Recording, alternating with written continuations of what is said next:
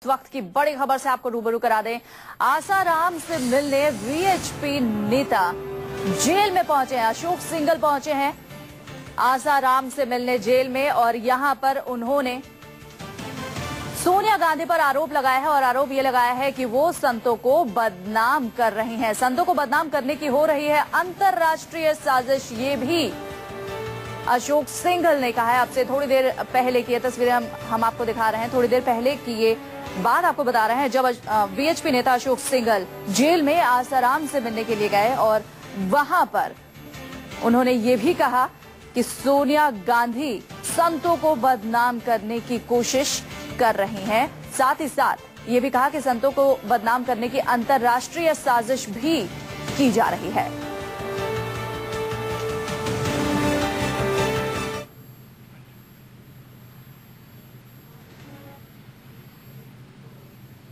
इस तरीके से इन सब लोगों को अपराधी मेरा बापू से बहुत संबंध है और मेरा ऐसा मानना है कि इस देश में बहुत बड़ा षड्यंत्र हमारे संतों को बदनाम करने का चला है और उसमें जो सबसे बड़ी भूमिका है इस देश में हमारे संतों को बदनाम करने की, वो सोनिया गांधी की है। और उन्होंने बात बात में चर्चा की बाबा से कि सोनिया जी, उनको लगता है कि सबसे बड़े शत्रु यहाँ के देश के ये भगवे लोकधर्मी हमारे संत हैं और ये जो आरएसएस की संस्था है, संघ, ये इनके सबसे बड़े मेरे शत्रु हैं। तो 2004 की बात है। तो 2004 में उन्होंने कहा कि मैं देखती हूँ इन सब बड़े बड़े लोगों को अपराधी बना करके इनको ठीक कर दूंगी, इनकी प्रतिष्ठा समाज में से खत्म कर दूंगी। और इसलिए हमारे देश के भीतर जब सोनिया गांधी उनको लगा यहाँ पर मेरा राज्य है तो मैं किस तरीके से इन सब लोगों को अपराधी घोषित कर सकती हूँ, तो सबसे पहला टारगेट था हमारे देश के शंकराचार्य।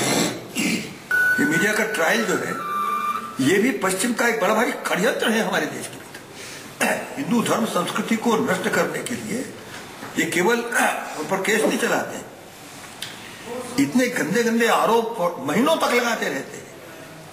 उनको लगता है कि शायद हम इतने गंदे आरोप लगाएंगे तो शायद इनके प्रति श्रद्धा नष्ट हो जाएगी। मेरा ये मानना है कि ये विदेश के लोगों को ये नहीं मालूम है कि हमारे यहाँ की श्रद्धाएं, उनकी जड़ें कितनी गहरी हैं, उनको नहीं मालूम। वो समझते हैं कि जैसे हमारे यहाँ पर हमने प्रचार किया और आदमी को उखाड़ कर फेंक दिया, ऐसा वो कुछ नहीं कर सकेगा।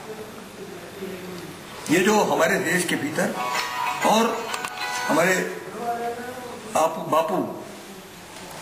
बापू उनके खिलाफ इतना बोलते थे। मैं कई बार कहता भी था कि आप इतना बोलते हैं, मैं समझता हूँ सारे संत मिलकर के जितना सोनिया के खिलाफ बोलते होंगे अकेला वो एक एक संत इतना बोलते थे। और इसलिए उनको पहले प्रयत्न किया गया 2 बच्चों की हत्या कर दी गई, छोटे बच्चे थे, वहीं के यहाँ कोई विद्यालय था जिसमें पढ़ते थे।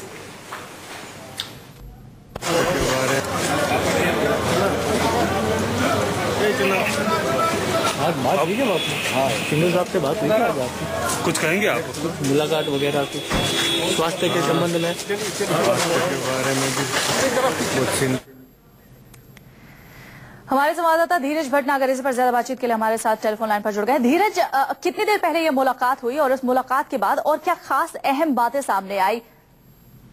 देखिए, सबसे बड़ी बात ये, कल शाम को ये मिले थे और लंबे समय तक बातचीत करते रहे आसाराम से, लेकिन जिस तरीके से एक ये आरोप निकल के सामने लगाया जा रहा है, ये एक दूसरी बहस को भी खड़ा करता है कि जब कानून के नजर में अगर हर इंसान बराबर है और कानून अपना काम कर रहा है और पुलिस की जांच में सामने आ रहा है और जिस व्यक्ति ने आरोप लगाया है, जिस नाबालिग लड़की ने, वो अपने बयानों से अभी तक नहीं पलटी है, तो इस तरीके के बयान कितना अहमियत रखते हैं ये कहना, किसी भी व्यक्ति के ऊपर आरोप लगाना।